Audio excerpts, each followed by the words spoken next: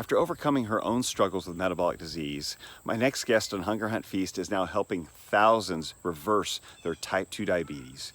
Join me as I speak with best-selling author Megan Ramos about how she and co-founder Dr. Jason Fung are changing the conversation about how to treat diabetes. Thank you for joining me for another episode of Hunger Hunt Feast. With me today is Megan Ramos, New York Times best-selling author of Life in the Fasting Lane and co-founder of The Fasting Method. Megan, thank you for joining me today. Thanks for having me on, Zane. Well, real quick, just so share with us, what is the fasting method? So we give people kind of a framework as we go into this, what you are doing with Dr. Fung. Yeah, absolutely. So Jason Fung and I have been longtime colleagues, and we started seeing patients in our clinic for therapeutic fasting, primarily for metabolic syndrome, type 2 diabetes reversal, weight loss. And we actually ended up having a 2-year-long wait list. And as Jason wrote these very popular books like The Obesity Code and Complete Guide to Fasting, people from around the world became aware of what we were doing in Toronto. And I was just getting overwhelmed with emails saying, hey, can I fly to Toronto and move there for 6 months? And Wow. You guys fix me. So I started doing some online coaching. I'm an unregulated individual here, whereas Jason's very regulated. So I started doing online coaching. And of course, we could do medical management, but I could provide the same guidance and education online. So Zoom has been my life for a very long time, pre-pandemic. So we started doing this online coaching so people didn't have to come and relocate to Canada temporarily. And then that just kind of sort of started to snowball. Fasting really has gained a lot of popularity and acceptance over the last several years. Yes. And we even became overwhelmed online. And we're still very overwhelmed in the clinic as local doctors began to support us more and were sending us more patients. So Jason and I decided to create this online place for education, resources, and community support. And we have lots of live interactive community support. So it's not just like a forum. There's live support sessions and Q&As and lots of interactive seminars and group discussions. So we created this place and called the fasting method. And people, our patients benefited from it because sure, when they came into the clinic, they had great support there for fasting and low carb. But when they went home and went back into their regular lives in between appointments, they didn't really have a safe place to go. And a lot of these like Facebook groups, like even our Facebook group is so big in size. It's a lot of the wild, wild west. Sure. And there's all this information, you can't figure it out. So we had this great place where the fasting and nutritional education and resources was there, and then you could really interact in a moderated environment with our fasting coaches, a safe place for people to come together.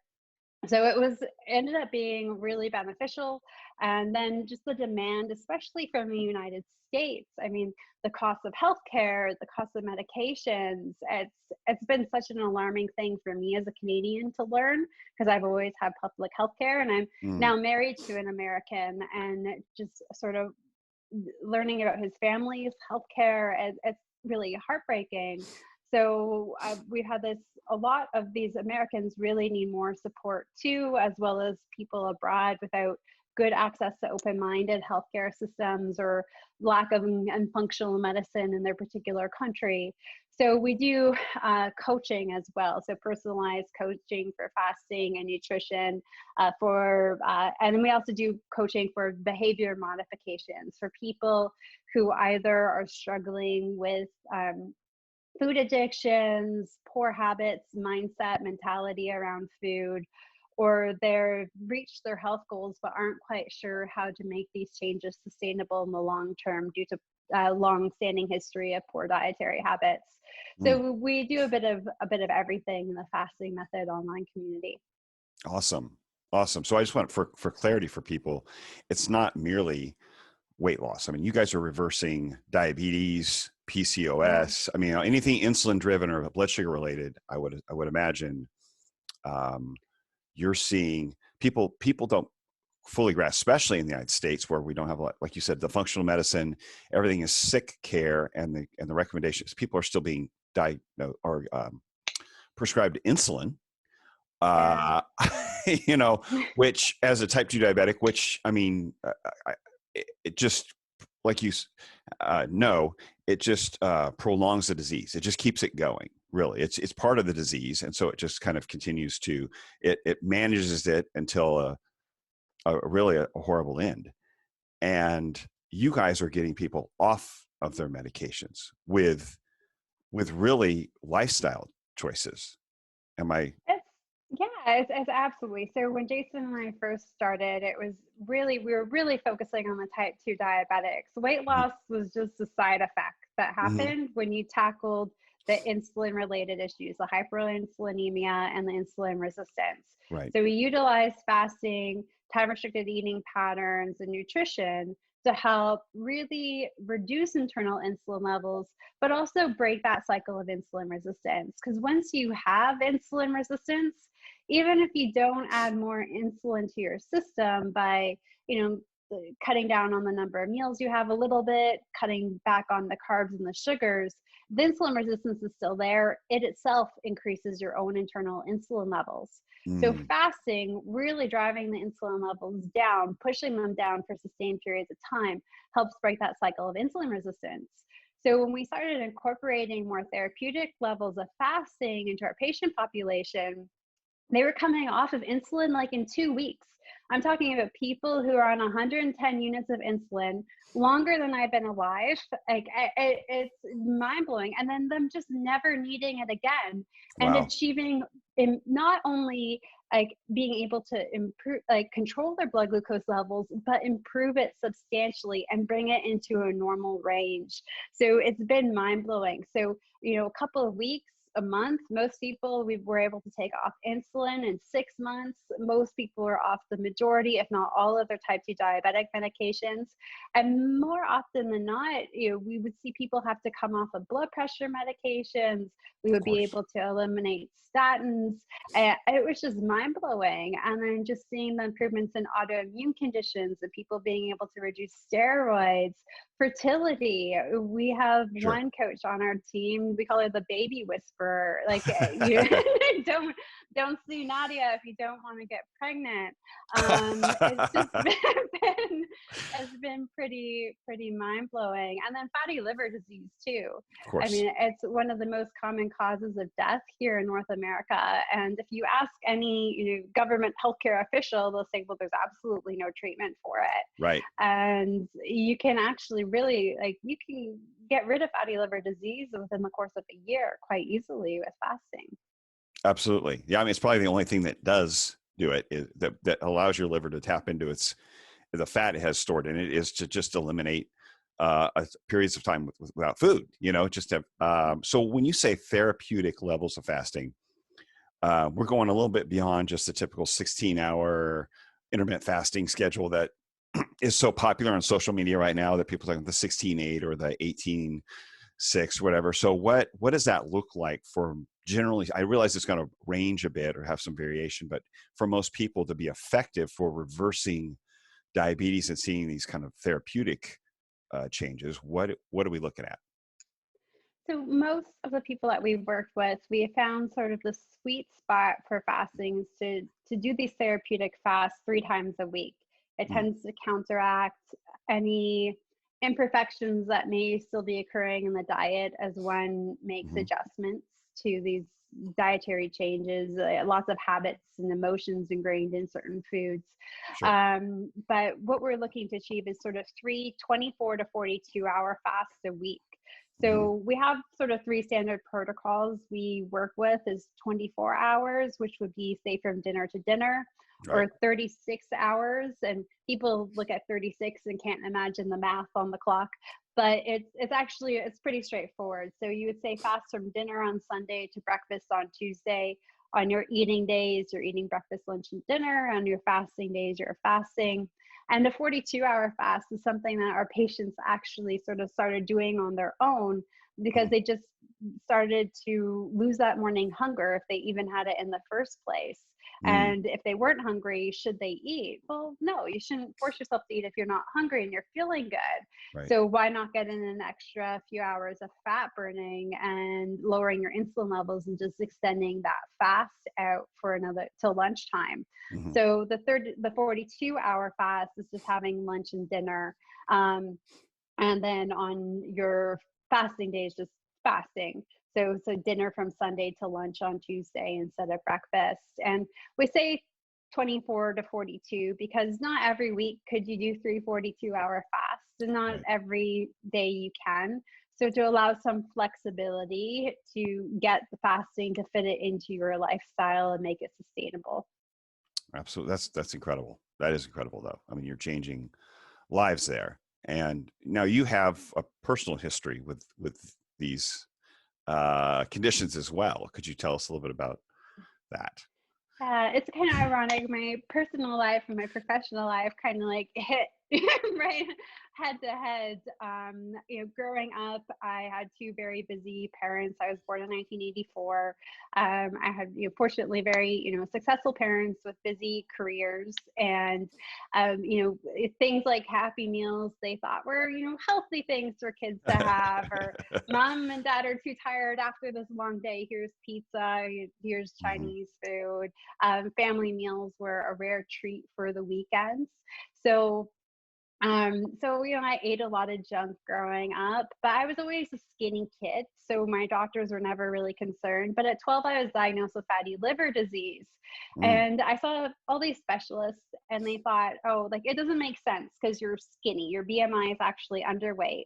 But in hindsight, I had just a poor body composition. I might not have weighed very much, but what I weighed was mostly fat. I mm, was tired. I was lethargic. I like loathed having to go to gym class. I had this love-hate relationship with swimming because I love swimming, but I've never had the energy to keep up with it the way that I had hoped. So I okay. didn't weigh very much, but I didn't have good body composition. And then same thing happened at 14. I was diagnosed with polycystic ovarian syndrome, which is usually associated with severe obesity. Now, I was Right. severely obese, but my BMI showed underweight. So all of the doctors said, oh, you'll just grow out of it. Around the same time I was diagnosed with that, my mom became very sick. And I actually became very interested in preventative medicine because they just kept treating her symptoms of her disease. And eventually we realized that there was a genetic mutation that happened during her development that caused the growth of all of these tumors. But no one ever cared to look for that root cause. It was just found out by fluke later on. And Mm, she suffered immensely because of it. So I got very interested in medical research at a young age. At 15, I started working at this nephrology clinic in Toronto. I was my dad's friend who ran the entire department. It was one of the largest medical facilities in North America. And there was this young nephrologist, Dr. Jason Fung, young kidney specialist, who had to do some research projects as part of his onboarding to the nephrology team. And I was a student assigned to work with him. So he always had a very keen interest in preventative medicine too. And from a young age, I just started doing research at that clinic. I stuck there. I loved it. I loved the patients. I loved the drive for preventative medicine in that clinic. And I hung around there, for a very long time. I've worked with Jason now for over 20 years. But when I was 25, I got really kind of sick and tired of watching people die. It felt like we were transitioning from trying to find biomarkers or finding these things that we could mm, help, diagnose them earlier interventions, to just accepting the status quo. And I just felt like I was watching these patients slowly die. Every time they came into the clinic for a research follow-up that I would conduct with them, their sugars were worse, their kidney function was worse, they were on more insulin, they were on more blood pressure pills. And I was just slowly watching these individuals die. And I thought, okay, maybe I should have gone to law school, and I got to get my health together. And so I started really trying to take my own health seriously. So that meant eating several times throughout the day to stabilize my blood sugar levels, oh my eating more gosh. fruit than I ever had in my life, making sure to get in plenty of these quote unquote healthy good grains, And like in a year, I had nearly doubled my body weight. Like it was unbelievable. So I went from skinny fat to fat. And then that obesity came along with the diagnosis of type 2 diabetes. Then And at what age now? similarly, What age at I this was point? 27 at Wow. that point. I was actually right after my 27th birthday. I went in for an annual physical and I got my A1C result. It was, it was 6.4, right in that Yes. early, diabetic range. And I was just heartbroken. And Jason Fong, very similarly to me, it's kind of like, what are we doing? Like when I was thinking about maybe I should go to law school because this is breaking my heart watching people die. Oh, Jason was going through a similar revolution, like as a doctor. Like, what was he doing? He wasn't making people better. He was just trying to like slowly, drag things out for them to a large extent till they needed dialysis and mm. then monitor them there. And that was not what he signed up for. And so he has been doing a lot of research, low carb. He got into fasting research kind of accidentally. A friend of his fasted for spiritual reasons following a separation and noticed a ton of health benefits. And Jason, who comes from a Catholic background, knew about fasting being, a part of the tradition in his religion. And that, Lent used to be 40 days of fasting, not 40 days without beer. So Right. things have changed over time. And then we're in the most diverse city in the world. So like a third of our patients participate in Ramadan every year. Mm. And going back and thinking about it, it used to be annoying because they would start Ramadan and then they would all go hypoglycemic and they would all see huge drops in their blood pressure because they're fasting. And so we'd have to have them come into the clinic. We'd have to take them off their medication, reduce their medication. And then like a month after Ramadan, they'd be like super diabetic and hypertensive again. So there's something about that fasting and it never really clicked with us. And Jason became, really interested in why different religions fasted aside from the spiritual Mm. aspects of it. And I was really struggling at that. When I was diagnosed, there was starting to become a lot more information out there about low carb. But like I only knew how to boil water. Like cooking was not my forte, or ordering Domino's was something I could do in my sleep. Like I didn't Gotcha. have many skill sets, and I was so sick at that point.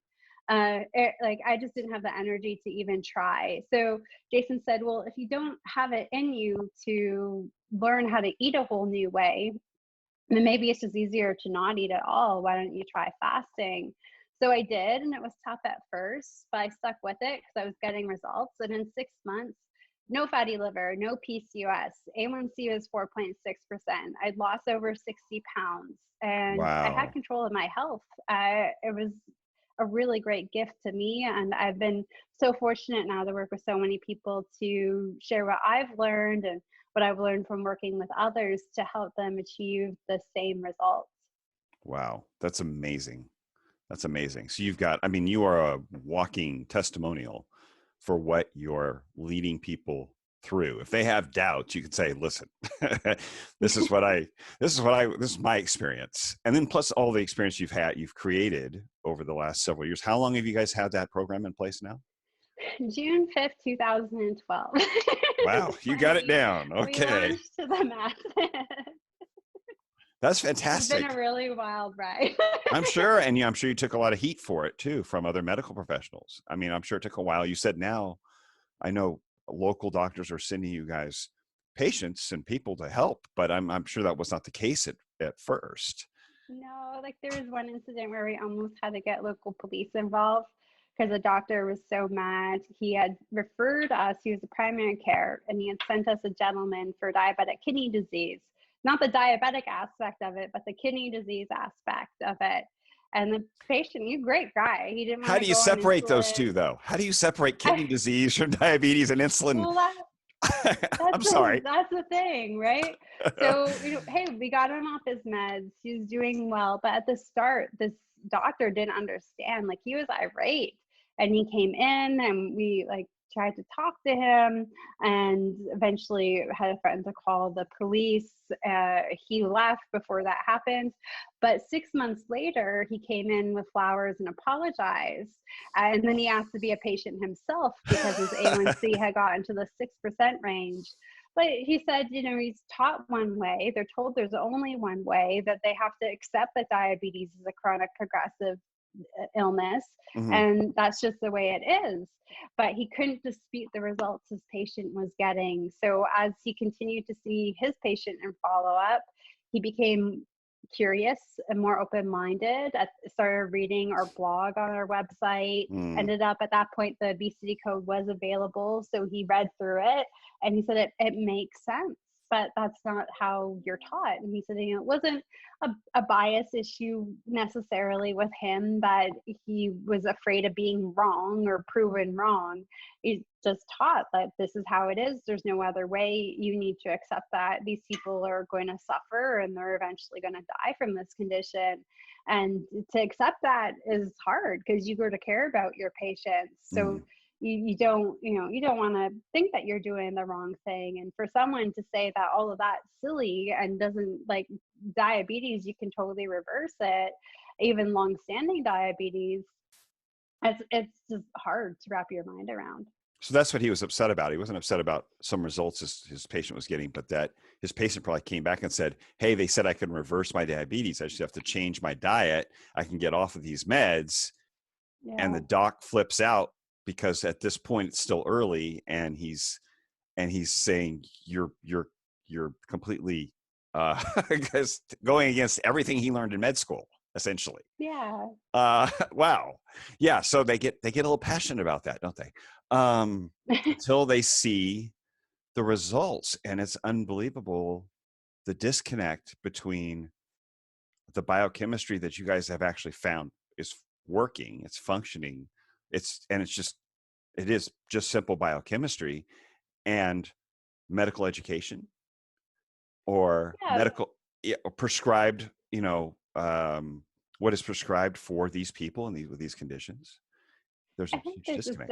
A disconnect between, like, the actual science and what is practice, because like the science is there, it's taught to a certain extent, but then there's like a disconnect because of what we're preached at. So I think for a couple of examples is, we're taught in school about insulin resistance. I mean, mine and Jason's education is very similar, and then at one point we diverged a little bit. We went to the same university, had the same classes, and in those core classes, we learned about insulin resistance. We learned about how it was driven by hyperinsulinemia.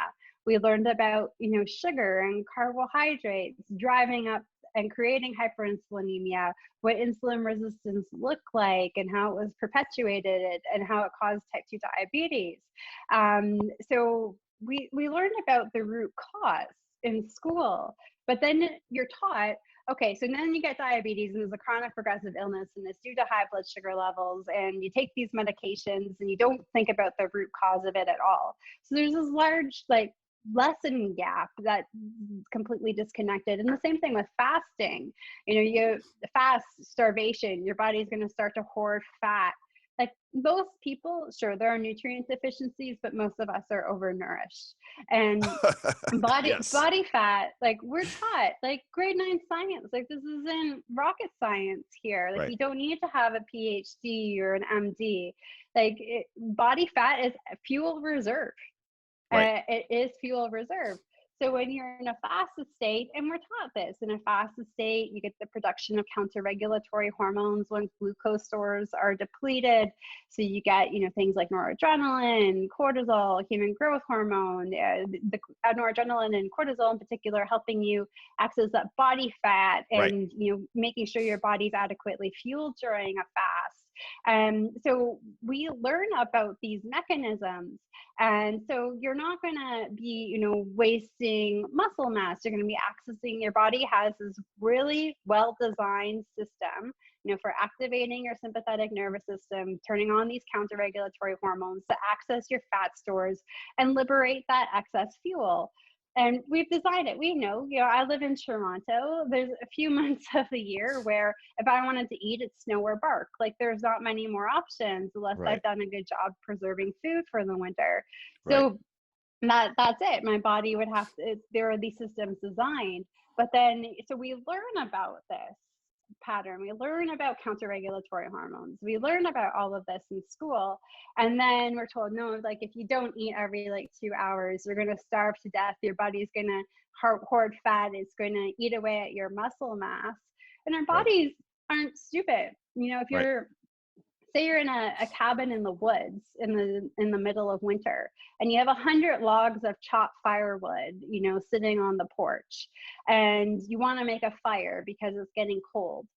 Are you going to just go to the porch and pick up a couple logs of firewood, or are you going to just get a saw and start to cut apart your sofa and your coffee table to throw it in and make a fire? Like, Right. you're not going to do that. And so when you're in a fasted state, that firewood, that cheap firewood whose job is just to create fire, like that's our fat stores, and we've got plenty of them. Our muscle mass, that's like expensive sofa and coffee table. Like, to think that we're in a fasted state, that we're just going to start chopping up our muscle mass when we have plenty of fat stores, is really kind of nutty. And we've all been taught the science throughout school to know that this doesn't happen. But then Mm. again, in healthcare, like you're taught, but then the practical side of what you're taught just totally diverge at some point, and it does starts to not make sense. So I Right. mean, the science is definitely there, but the execution of how we manage these conditions and what we talk about when it comes to dietary and lifestyle choices doesn't even match up with the science at all. No, the diet message, the dietary message from, like, say, the late 70s with the food pyramid and the 6 to 11 servings of grains and all the fruit and limit your protein and fat, um, doesn't match up with the biochemistry that's taught. And yet that same science is the standard recommendations is still what's expected for doctors to actually tell their patients and nutritionists to tell their patients. And it's you have two divergent theories or concepts, whether you have the science and biochemistry and how our bodies actually work with fat, and then you have the nutrition science, which is going the opposite direction with multiple meals, like you said, managing. I've actually heard people tell clients and patients, manage your blood sugar with snacks, when that's the job of the liver, right? The job of the liver is to release glucose or glycogen when it's needed to regulate blood sugar, as it keeps it normal. Whereas, this hypoglycemia thing with the snacking every 2 or 3 hours, and you get this up and down roller coaster of blood sugar, is leading people to disease. And yet that's what they're being told by their health professionals. It's true. And then when people start to get this like reactive hypoglycemia, I mean, first of all, that's a big red flag Right. that, there's a lot of metabolic stuff on the horizon if you don't stop it now. But they get scared and think that they need to, when actually, no, like I'm someone who's had a history of reactive hypoglycemia. Stop it. You got to stop the cycle. You've got to stop feeding the cycle. You need to give your body the right nutrition, and you need to not feed it all of the time and let your liver start to do its job. But it's tough. The messaging out there is just completely warped. Like, I don't know how else to say it. We're starting, at least in the area of fasting, we published a few case reports now, or case series, in the British Medical Journal Mm. about fasting and low carb or keto, the combination of the nutrition and fasting, how we can reverse type 2 diabetes, how we can get people off of insulin and other diabetic agents, Mm. and see really well controlled blood glucose levels.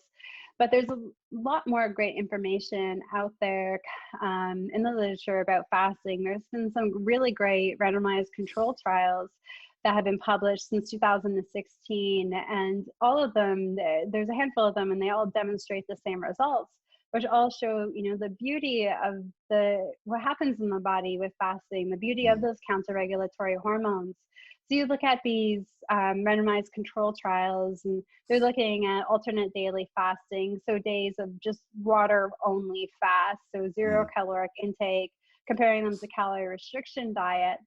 And over the course of each trial, you see the same results. At the end of the trial, so 32 weeks was the first one of them, people saw more, not only total fat loss, but trunk fat loss with alternate daily fasting. We saw not just, when you lose fat, of course, your lean mass ratio is going to go up, but we saw it go up substantially in the alternate daily fasting group. So there you're seeing the benefits of that human growth hormone that is produced from the activation of the sympathetic nervous system and the production of the counter-regulatory hormones. And you don't grow, you don't generate muscle mass in a fasted state, but you generate this human growth hormone. So when you re-enter the fed state, you've got plentiful amino acids, you get some insulin, and the combination of the growth hormone, amino acids, the insulin, that enables people to gain lean mass. And we actually see women show huge improvements in osteoporosis as well through fasting without, doing heavy duty weight training or taking any medications or supplements. So we're seeing that in the literature. And another thing that we're seeing, just to sort of really sort of support that our bodies do have these well-designed systems for accessing our fat stores, is the maintenance of the resting metabolic rate compared to calorie restriction diets. Each one of these RCTs has demonstrated a clinically significant reduction in resting metabolic rate amongst the calorie restriction group, but nothing clinically significant in terms of reduction from the alternate daily fasting group. It's negligible, the changes in their resting metabolic rate from start to finish of these trials. So it goes to show you that the physiology of fasting, the science, what's happening in the body, it's favorable for the body. It's positive outcomes. People are functioning better. They're accessing the right areas for fat loss. They're prioritizing that. They're preserving muscle mass and strengthening muscle mass. They're maintaining resting metabolic rates. So all of the wonderful stuff that happens when you're fasting, I mean, it's far superior to any sort of traditional means for weight loss or for improving metabolic health. Right, it's sustainable because, as you said, it maintains the resting metabolic rate, so you can do it ongoing. Do you often combine, when possible, when the patient is open to it, the low carb diet with the fasting, right?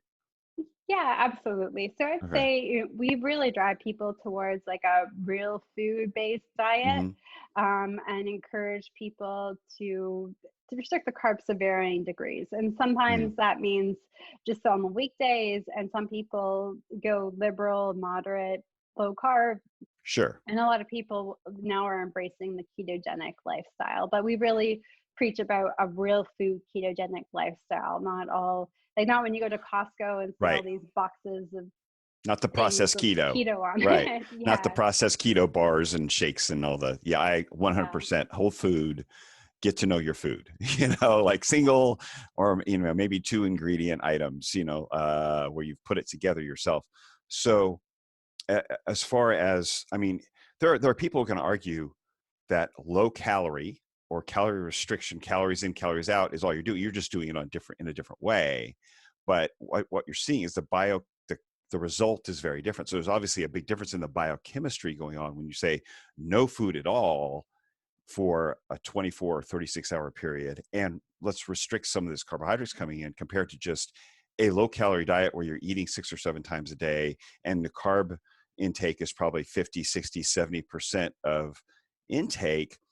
There's a lot more biochemistry going on there than just, you're restricting calories because they're fasting for 36 hours 3 times a week. I mean, it's not just a calories in, calories out effect. No, you're talking about hormones here.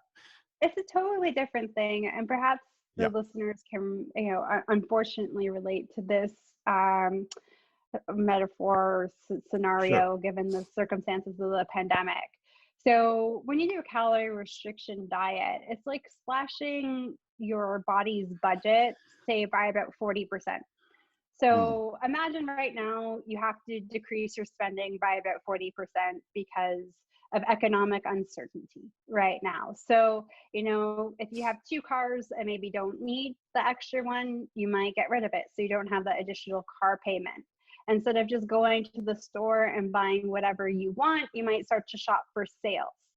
So you can find ways to reduce your spending. You might downsize your home, whatever it takes, but you can find ways to function on, 60% of what you would regularly be spending. Hmm. Now, it's the same thing that happens with the body when you do calorie restriction diets. If you think of calories as spending dollars for the body and you slash it, say by 40%, well, your body just has to figure out ways to cut spending. It cuts it to reproduction. It cuts it to cardiovascular function, respiratory function, cognitive function. And it finds all of these different ways to cut spending so the body can sustain itself on the new budget that you're giving it. And this is why people who follow calorie restriction diets often do not feel well. So at the start of a Right. calorie restriction diet, because what happens is your body's still spending at that higher rate. And anyone who knows who has to cut their spending, it's an adjustment period. So Right. you might get into a little bit of debt for a while. And that's where we see the weight loss happen when the body's still overspending, when we're trying to modify our habits. And make reductions in these different organ systems. So our body is still overspending while we're making cuts. So we see some weight loss. But then what happens is, okay, everybody's on board with the new budget. Everybody's not spending one penny over that new budget. So that's where our metabolic rate starts to fall. We adapt. That is our Ah, new baseline. right. So we stop losing weight. And now our body is functioning at like 60% of regular Ah. capacity. So we start to feel unwell. We start to have health issues. We're not losing any weight anymore. And then we say to hell with this. And we go back to eating our old ways, but now with a really reduced metabolic rate, and we quickly start to pack on the pounds. Right. Whereas you don't see that in fasting. Fasting, you fast. You burn through glycogen stores. It signals the activation of the sympathetic nervous system. You get the production of these counter-regulatory hormones.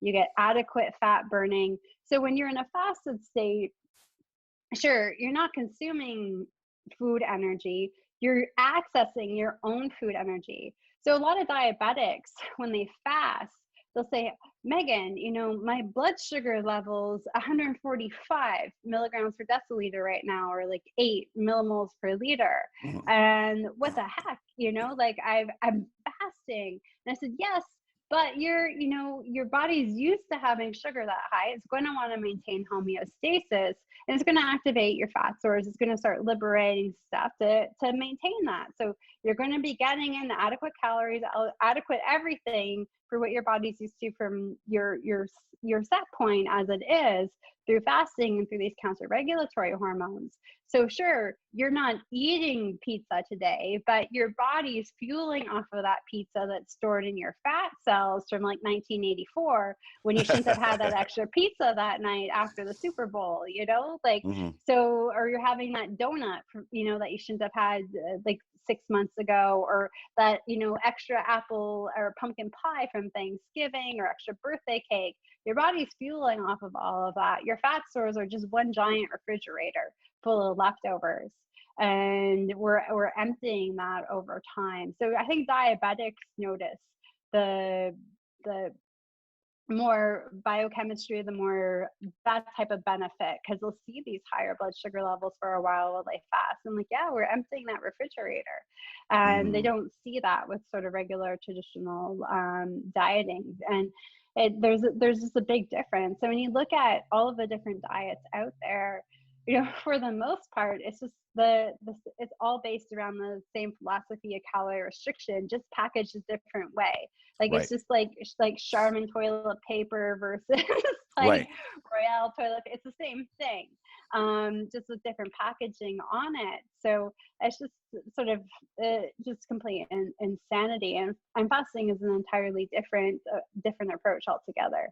Right. You're actually getting out of the way to allow the body to access that fat, whereas the Mhm. insulin, which is being driven by the eating, the constant meals, is Yeah. blocking access to the fat, which is why they don't work and why the metabolic rate drops. It can't replace those calories with fat. Whereas in the fasting mode, you're replacing those calories with fat because you're giving access. You're getting out of the body's way, let it heal itself.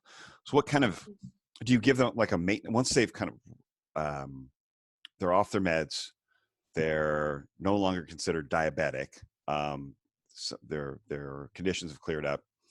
Do you kind of keep them on some kind of long-term maintenance? Do you recommend a diet that gives them some moderation that is not as, therapeutic, but much more of like a long-term, this will keep you where, maintenance mode? Yeah, so we've been talking a lot about this in our fasting method community right now too. And I find people decide to sort of turn on maintenance mode in one of two scenarios. Mm-hmm. So the first one is, hey, I haven't taken diabetic medication now in like a few years. I'm wearing pants from college. I'm feeling good. I don't really care if my body composition's optimized or whatnot.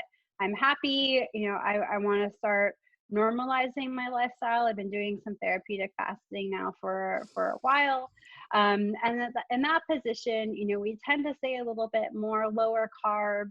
When people do go on holidays or have vacations and they do indulge in carbohydrates, they definitely don't see it negatively impact their lab results or their waist circumferences because they have restored a lot of insulin sensitivity.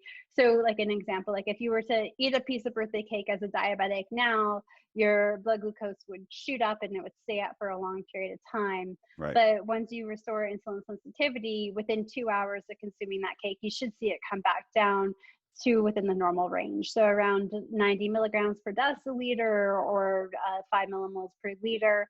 So, but we encourage that people are, sort of space those things out more and, save things like starches for the weekends or special occasions. When we have an individual though that says no, maintenance for me is sort of really optimizing my body composition, really making sure I've reduced cellular inflammation. Mm-hmm. Then at that point, we would start to carb cycle on the weekend, mostly with safe starches, like say root vegetables, for example. And they would still continue to be more on the lower carb side. But most of these individuals will know that back in the day, when they were really insulin resistant, that like 21 grams of carbohydrates might kick them out of ketosis. Whereas now they can eat upwards to, plenty of Brussels sprouts, bell peppers, some berries, leafy greens that are cooked in good fats. They can eat more of these types of carbohydrates and eat upwards to like 70, 80, 90 grams of total carbs a day and still stay in fairly deep ketosis. So the people do add in a bit more. But what we find is most people can't ever imagine going back to eating several times throughout the day at Mm-hmm. all. Like I can't even imagine it. My husband and I, prior to COVID, were out for dinner and the couple next to us, they were on like their fourth or fifth course, which is fine if you're having one meal to indulge like charcuterie and, bone Sure. marrow and plenty of food. But my husband said to me, like this is probably at Oh, and having like going back to that life. Like, can you even imagine living that life? And I can't like at all. Like, it's just mind blowing to me that right. we ever did that. So when people are new to fasting, I always love to try to remember the look on their face when I say 24 hours, because they look at me like I'm a deer in headlights. Like, Right. that's impossible. I'm going to die. And then I like to remember, so when they get to that maintenance phase and they're like, do we have to go back to eating more? Like a 24-hour fast doesn't even feel like a fast anymore. They've just gotten so used to it. It's easy. They're fueling themselves adequately. They can't even imagine eating more than once or twice a day at that point. And Mm-hmm. I always laugh and try to remind them of that initial moment. So most people, for maintenance, I find they'll alternate between sort of 16 hours of fasting and 24 hours, and they just really start to fit fasting into their lifestyle. So if it's a busy work day, they don't have time for lunch, it's a 24-hour day. If they've got, a business lunch and a family dinner, it's a 16-hour sort of Mm-hmm. fast day.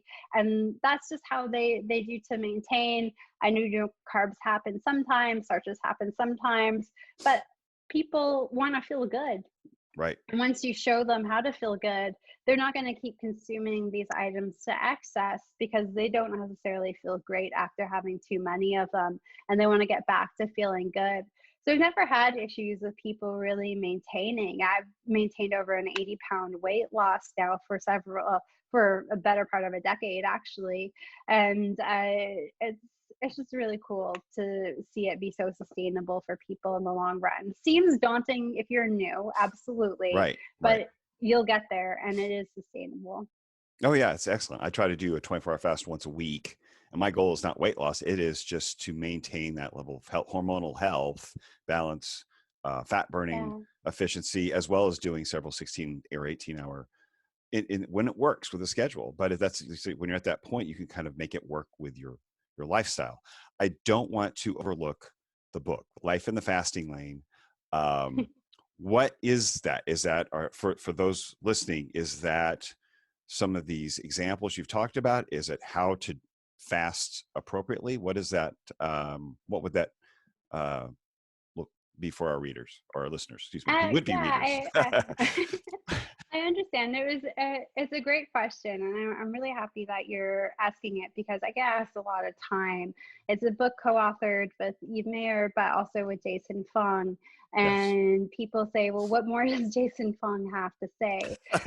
You know, how does this differ than the other books? So like the Obesity Code really tackles sort of insulin resistance Yes. more than anything else. There's a very short chapter on fasting. It's really about the science of insulin resistance and obesity.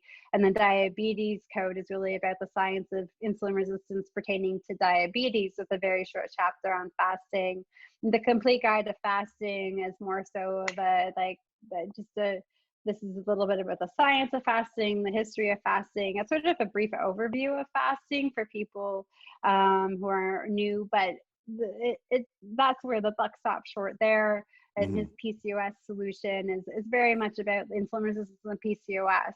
So they're all different, but Life in the Fasting Lane, it came to be because of this lovely, crazy woman, Eve, and I love her. She's one of my best friends now.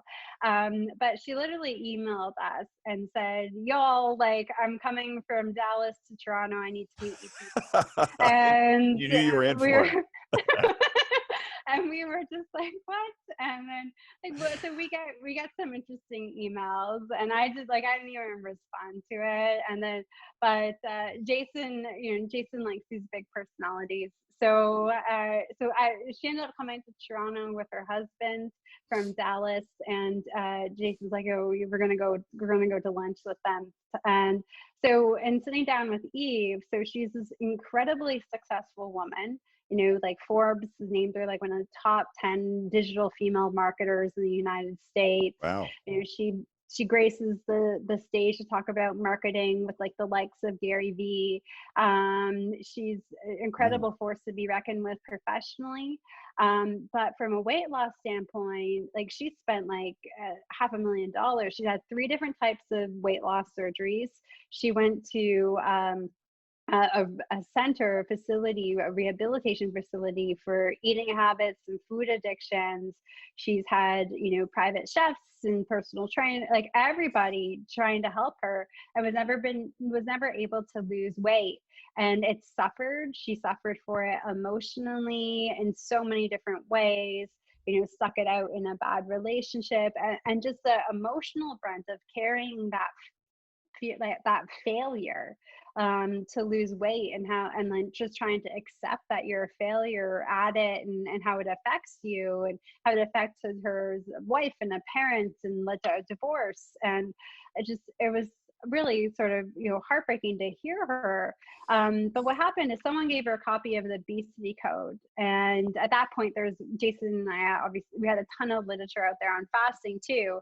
So she read the Obesity Code on a plane, started a fast that day, stuck with fasting, lost a ton of weight, like effortlessly, no money, not spending for any crazy surgeries or anything, was Well, able to keep off that weight loss, feel good, and develop like a really great relationship with her daughter because she was actually able to think straight.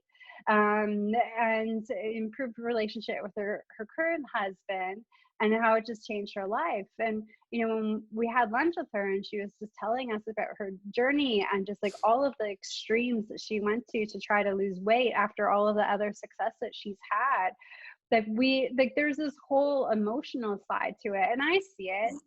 I was young, but like I watched my father as a very successful individual, but like he was so lost with how to lose weight.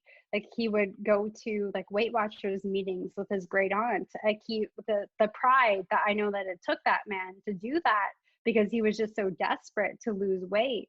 I've watched these people in my life have this emotional heartbreak, when it comes to the struggle.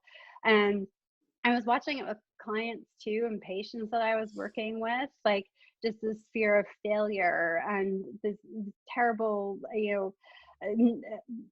a lot of people too. I had this one woman, she reached all of her health goals and then she broke down because for 40 years, her hobby was trying to lose weight. And when she finally lost weight and got healthy, it was like her kids had all left to go to university, like empty nest. Like she didn't even know what to do with her time anymore. Right. Because had been a struggle her whole life. So there's this whole emotional aspect to this journey as well that no one's really talked upon.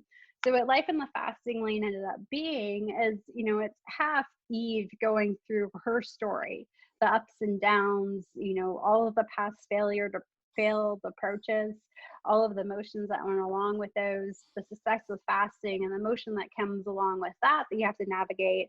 And then Jason and I go in and we break down the science of what didn't work, why the bariatric surgeries don't work, why you can regain all that weight, all that other stuff. We talked about the science of why the fasting works, and then talked about the emotional stuff too, that, okay, Eve's not alone and it's okay to feel this way.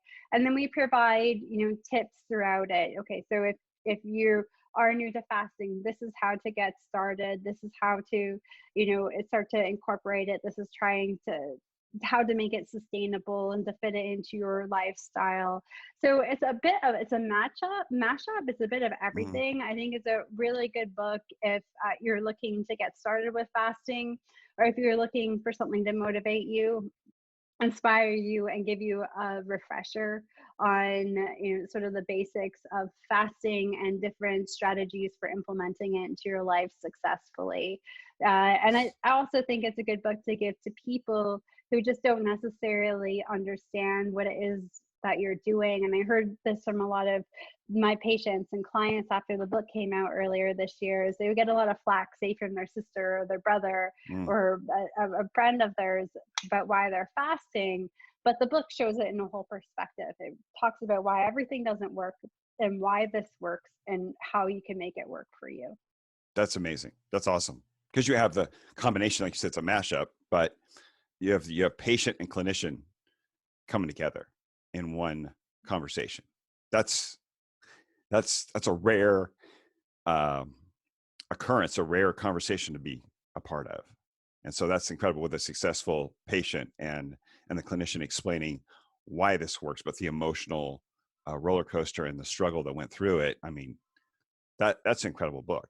That's an incredible book. So thank you for sharing it. Go ahead. I didn't want to cut you off. No problem. I at the start, when we first went to write it, I was like, I was too busy, but it's been so rewarding just to see how impactful it's been. And, that's just since it was released in April. So I'm just really happy that we've been able to bring people into that conversation and give them hope. Absolutely. No, I'm excited about all of your work. I've followed your program with what was the fasting method, what it was called before, the IDM program, for years, and enjoyed the obesity code and diabetes code. Those were like ways that helped me express what was going on with the biochemistry of fasting and low carb diets to people. It helped me take what I understood and put it into words that people could understand. And it's a very, when you work with people and you're not just looking at this from a clinical standpoint or just looking at macronutrients, it becomes an emotional endeavor, it becomes personal. Yeah, definitely. So, and it sounds like you guys have captured that side in this book. You're not just talking about what to do. You're talking about how someone else walked it out and her result. Yeah. So, and the relationship that you had with her. So that's awesome. I mean, what a thing to capture. Thank you for joining me here, Megan. I Oh, so no appreciate problem. it. This has been incredible, and eye-opening. And I think we could keep talking because we're so on the same page. But I want to appreciate your time. But I think this has been an incredible picture of how you guys are changing lives and reversing diabetes and doing what so many people have no idea you can do is possible. And so It's absolutely possible. it's absolutely possible, but they're being told it isn't, which is so Yeah. wrong. And by the authorities, by their health authorities, by their clinicians, their health, the health providers, that it's not possible, and that this method is somehow wrong, as you guys experienced when you guys were practically verbally attacked by a doctor. So thankfully, I mean, I'm so proud of this episode already, and I can't wait for people to hear it. So Thank you. absolutely, this is close to my heart with fasting and low carb diet. So I really appreciate your time, and I'm going to hopefully, down the road, I'll follow up and we'll have you back, because I think, like I said, we can keep talking and hear your results and what more. I know Jason's not done. I don't think you guys are done with getting the word out and how you're iterating this and how you're expressing it. And I'm sure Jason has another book in him. Oh, the Cancer Code comes out soon. But yeah, Oh, we got a lot going on. This year and next year, a lot of big things in the works, different ways to get fasting education to people. And we actually have a big launch on August 17th. So I'm not quite sure when this is going to air.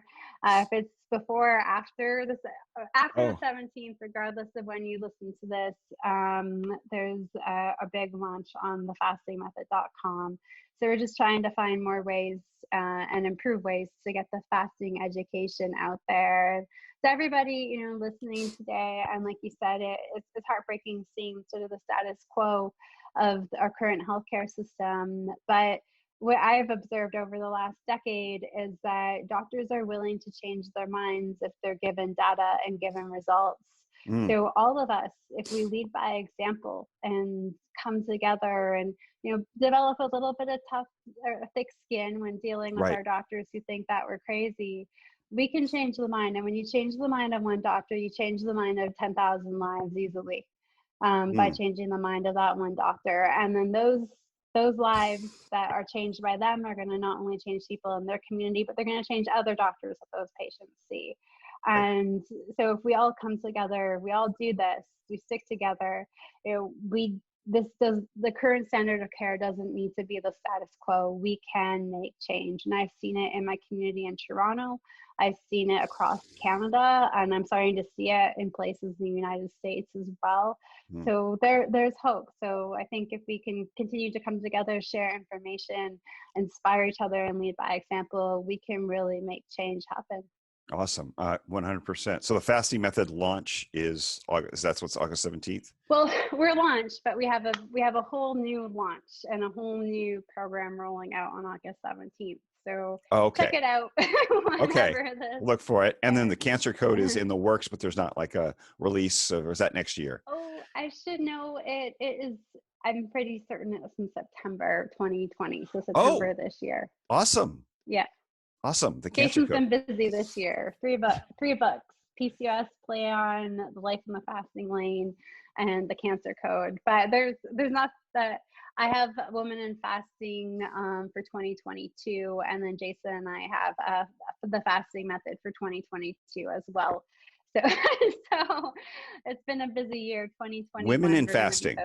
Women in Fasting. Women in Fasting. Yeah, a lot of people. There's so many misconceptions out there about women and fasting and hormones 100%. And it's all ludicrous. I've worked with like 14,000 women, and I've only seen it improve a woman's health, whether they were 22 or 82. So Right. I'm gonna share my clinical experience, the science that's available, and then just some of my thoughts on why my clinical experience is the way it is. So that will be out in 2022. 2022. I don't know if I can wait that long. I'm sorry. There's too many people who I'm certainly, I don't want to wait that long to have you back, but I will definitely be, that's definitely going to be on the docket. I'm going to be calling you.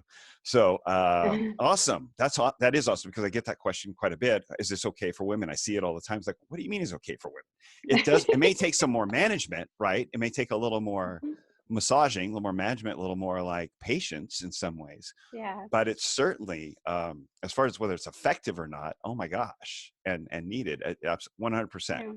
So that's fantastic. I'm looking forward to that. Well, again, I want to thank you for being my guest here today, and I will try. Actually, I'll see what I can do about getting it out by the 17th.